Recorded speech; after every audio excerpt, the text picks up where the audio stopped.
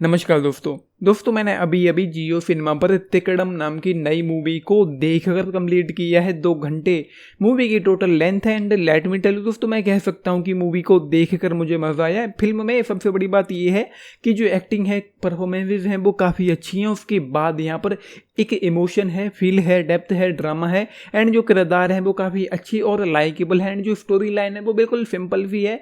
तो उसके लिए आपको ज़्यादा उम्मीदें होंगी नहीं, आपको ज़्यादा दिमाग लगाने की ज़रूरत पड़ेगी नहीं इस मूवी को देखते हुए, क्योंकि अगर आप दिमाग लगाने लग जाएंगे तो चीज़ें आपको पहले से ही क्लियर हो जाएंगी। तो मैंने ज़्यादा दिमाग खर्च किया भी नहीं था एंड जिस तरीके से मूवी चल रही थी मैं उसको देख रहा था एंड आपको एंगेज करके कहीं ना कहीं बांध कर रखती है। एंड ये जो 2 घंटे हैं वो कहीं ना कहीं मैं कह सकता हूँ कि ईजिली निकल जाते हैं। हाँ, ये ज़रूर है कि कोई पूरी तरह से परफेक्ट मूवी नहीं है, बीच बीच में कुछ 1-2 मूवमेंट ऐसे आते हैं इस फिल्म में जब मैं थोड़ा सा डिस्कनेक्ट होने लग गया था। पेसिंग और राइटिंग को लेकर कुछ इशूज छोटे मोटे थे जिनको इग्नोर कर सकते हैं। एंड सीधा आता हूँ मैं स्टोरी पर, जो यहाँ पर जियो सिनेमा के ऑफिशियल पेज पर लिखा हुआ है। एग्जैक्ट वर्ड टू वर्ड में आपको वही हिंदी में पढ़कर सुनाई देता हूँ, उससे ज़्यादा बोलने की जरूरत मुझे पड़ेगी नहीं।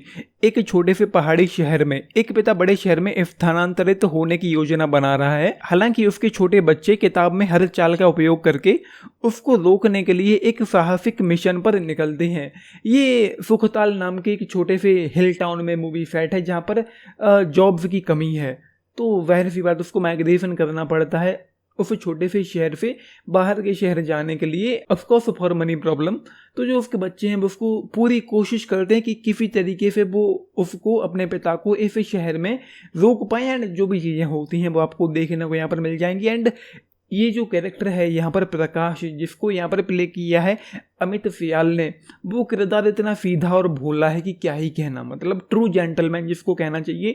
एक ढोंगी ने उसे 2000 रुपये ठग लिए थे एंड उस सीन में आप उनके एक्सप्रेशन देखना। तो पहले तो इस मूवी का मैंने ट्रेलर जो है नहीं देखा था एंड मुझे लग रहा था कि ये भी एक डिसअपॉइंटिंग ही कंटेंट निकलने वाला है। जैसे कि जियो सिनेमा हमको अभी तक डिसअपॉइंट करता हुआ आ रहा है, ये भी डिसअपॉइंटिंग ही होने वाला है। लेकिन मूवी की शुरुआत में ही एक फील आने लगता है, इमोशन देखने को मिलता है। किरदार जो है जैसा कि मैंने कहा है वो लाइकेबल है और इंटरेस्टिंग है। आप उनमें बह जाओगे, आप उनके साथ इन्वेस्ट हो जाओगे एंड उनको देख कर कहीं ना कहीं मजा भी आता है। एंड यहाँ पर एक जो कैरेक्टर है चीनी, जो वो उसकी छोटी बच्ची है, वो क्या बोलती है वो सिर्फ उसका भाई ही समझ पाता है, उसके बाद कोई और समझ नहीं पाता। एंड जो भानु नाम का जो कैरेक्टर है वो बच्चा हमेशा उसके मुंह की तरफ देखता रहता है कि ये कह क्या रही है। तो वो चीज़ यहाँ पर है। एंड सेकेंड हाफ में जाकर कुछ एक अच्छे सोशल मुद्दों पर भी कुछ सोशल मैसेज भी देने की कोशिश ये मूवी करती है, जैसे कि पेड़ की कटाई को रोकना और प्लास्टिक बैन वाली जो चीज़ें हैं यहाँ पर, तो वो चीज़ें हैं इस फिल्म में। एंड मूवी के जो गाने हैं वो मुझे पर्सनली बिल्कुल भी पसंद नहीं आए हैं, बिल्कुल भी सुनने में अच्छे नहीं लगते। मतलब ऐसा नहीं है कि कोई भी लाइन आपको याद रह जाए कि इस गाने की कोई पर्टिकुलर लाइन अच्छी थी जो मैं कह पाऊँ कि कुछ अच्छा यहाँ पर है। तो बाकी जो परफॉर्मेंसेज हैं, जो बच्चे हैं, अमित सियाल का जो स्क्रीन प्रेजेंस है वो कमाल का है। ये मूवी कोई नई नहीं है, पहले ही बता दूं। मूवी का जो CBFC सर्टिफिकेट है उस पर आपको 2022 की डेट लिखी हुई दिखाई पड़ेगी। 2/6/2022 को CBFC से ये मूवी पास हो चुकी थी।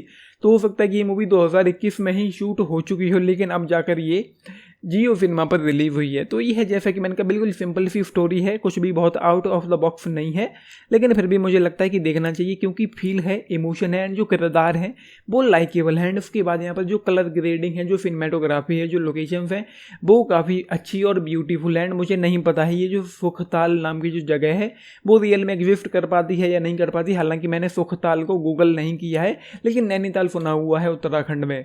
तो ये स्टिल मुझे लगता है कि देखना चाहिए क्योंकि जो किरदार हैं वो काफ़ी अच्छे हैं एंड बेहतरीन तरीके से एक्टर्स ने उनको यहाँ पर प्ले किया है। तो ये है 3.5 इस मूवी के लिए। चाहे तो पूरी फैमिली के साथ देख सकते हैं। 7+ की इस मूवी की रेटिंग है, तो ये है 10 में से। अगर आप लोग पूछे मैं जाऊँगा 7 स्टार्स के साथ इस मूवी के लिए। मुझे कहीं ना कहीं मज़ा आया है। सबसे बड़ी बात यही है कि जो किरदार हैं वो लाइकेबल हैं, जो परफॉर्मेंसेज हैं वो कमाल हैं। अब यहाँ पर जो हमको पता है कि अमित सियाल जो है वो कमाल के एक्टर हैं, हालांकि फिल्में उनके हिस्से में कम ही हों, लेकिन वो बेहतरीन एक्टर हैं, ये हर कोई जानता है। एंड वो अगेन यहाँ पर इस बार फिर से छाए हुए रहते हैं। तो ये है, आपने मूवी देखी है, अपने टेक्स लिखे के बताना। बाकी लाइक शेयर सब्सक्राइब भी करना चैनल को, वीडियो को। Under this is Nitish, thank you.